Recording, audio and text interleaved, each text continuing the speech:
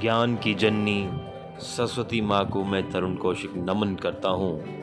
आज आपके सम्मुख मैं मुद्दा लाया हूँ केयर, देखभाल, परवाह करना। संबंधों से संबंधित है ये मुद्दा। जीवन में केयर की परिभाषा जो मैं मानता हूँ, सी फॉर कंज्यूम करना पीड़ाओं को, दर्द को, तन्हाई को, तमन्नाओं को। एंगर, इंसानी जज्बातों को काबू में रखना बहुत मुश्किल है।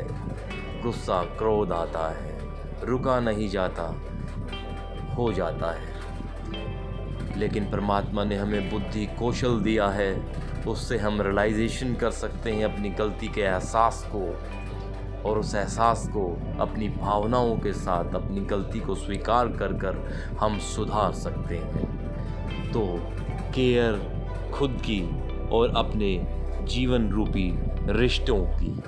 हर रिश्ते का अलग रूप होता है। एक जीवन में एक इंसान बहुत से किरदारों को जीता है।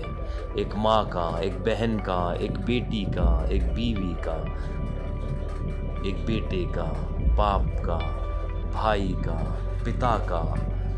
जिंदगी में आप देखेंगे कि पतंग जब आसमान में उड़ती है तो वो सोचती है कि मैं डोर से बंधी नहीं हूँ तो मैं आसमान को छू सकती हूँ। ये डोर मुझे रोकती है कि मैं आसमान को नहीं छू सकती। लेकिन जैसे ही डोर कटती है तो वो ज़मीन पर आ गिरती है। बिना डोर के पतंग ज़मीन पर आ गिरती है।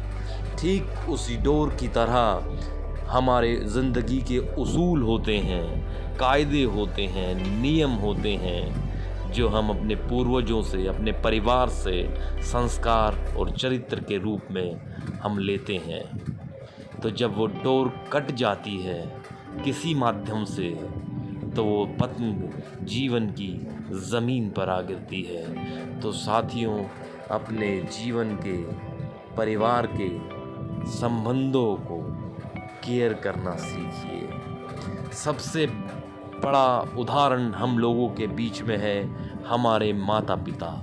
हमें उनसे सीखना चाहिए कि वो अपने रिश्ते को किस तरीके से हमारे सामने उन्होंने बड़ा किया है, उस पेड़ को, और कितना बड़ा बना लिया है उस वृक्ष को, रिश्तों के वृक्ष को। उन्होंने अपने बलिदान से सींचा है उस पेड़ को। ठीक उसी प्रकार अपनी बहन, अपनी बेटियों को संस्कार दीजिए, और बेटों को घर का कोच मत बनाइए, वो सबसे बड़ा बोझ बन जाएगा। जीवन के सारे मापदंड उसे खुद सीखने होंगे और आपका सहयोग चाहिए। जानकर अनजान बन जाते हैं माँ बाप, ऐसा नहीं करना चाहिए। हर चीज़ की कीमत दी है कुदरत ने और वो चुकानी ही पड़ती है, चाहे वो किसी भी रूप में क्यों ना हो। दोस्ती में दोस्त ही दोस्त का खुदा होता है, ये कमबख्त एहसास तो तब होता है तब दोस्त दोस्त से जुदा होता है। दोस्त कोई भी हो सकता है, माँ बाप, भाई बहन, सखा, बंधु, कोई भी।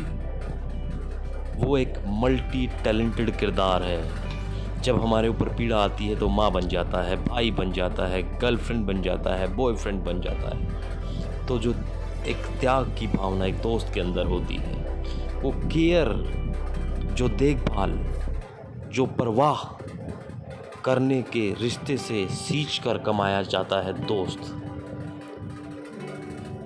बहुत आसान सा शब्द है जीवन का, जो बड़ी आसानी से आज के युवा कह देते आई डोंट केयर।